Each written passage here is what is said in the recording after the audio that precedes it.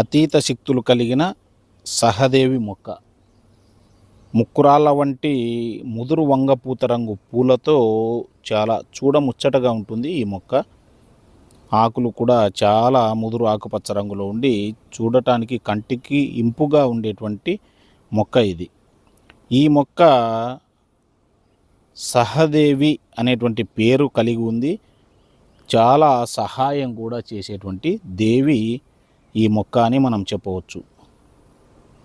అందుకే ఈ మొక్కను ఇంటి ప్రాంగణంలో పెంచుకున్నట్లయితే మనకు చాలా సౌభాగ్యవంతంగా ఉంటుంది.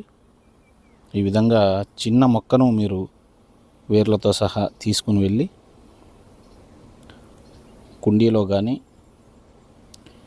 మీ ఇంటి ప్రాంగణంలో నేలలో కానీ వేసినట్లయితే ఈ మొక్క పెరుగుతుంది. మీ